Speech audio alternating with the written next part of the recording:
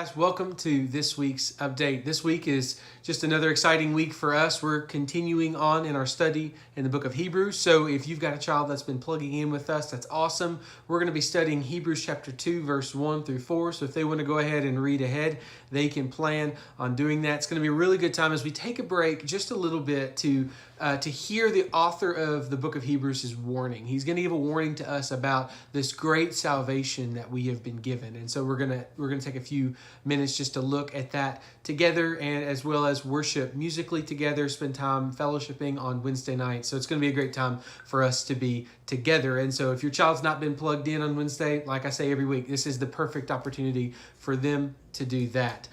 This Wednesday is also a very important day for us. It's the final day for students to sign up for Fall Prayer Retreat. And so if your child is wanting to go, or if you know of someone that is wanting to go, they need to do that by Wednesday at midnight. And anything after that, it's going to be a simple issue of just saying no, because we've got to finalize logistics like cabin assignments. We've got transportation, food, the whole 9 yards that we have to work through, and we just can't make a ton of exceptions for people who choose to wait till after Wednesday. That's why we opened up registration at the beginning of August, was to give people 2 months basically to sign up. So if they're wanting to do that, Wednesday is their absolute last day that they can do that. They can go to coralhillbaptist.com/FPR. If they have any issues with that, if you have any questions about that, see me. They can see me, you can see me, call me, email me, whatever way you need to get a hold of me. I'd be happy to answer any questions that you may have. This Wednesday night, anyone that's going to Fall Prayer Retreat will get a packet.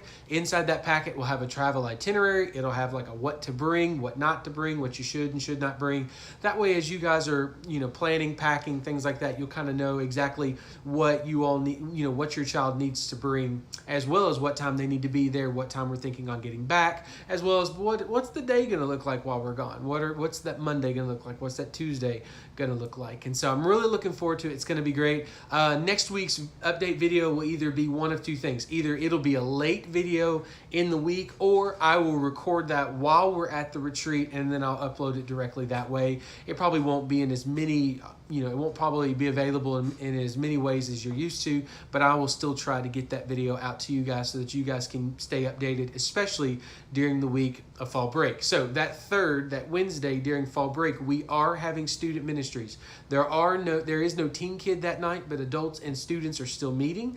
And so we would love for students to come and be a part of that. That's going to be more of a reflection time for us as a group rather than a full-blown worship and teaching time. It's going to have a little bit more of a laid-back feel than it normally does, but we would love for them to come and be a part of that as well. But then the following Wednesday is Fields of Faith. That's October 10th. That's at Barron County High School football field, and we're going to be moving our services over to that outreach as well. So go ahead and put that on your calendar. Be aware of that. We'll be promoting that over the next couple of weeks. But the only other thing that I really have that I want to continue to put in front of you is our church-wide revival that's taking place starting in November, on November 4th through the 8th. It's going to be a great time for us as a church family to really begin to minister and reach out into our communities as we're kind of hosting these several gospel-centered services. But that Wednesday service is going to be really unique and special. It's going to be completely driven towards our students, and so it's going to be student-led worship.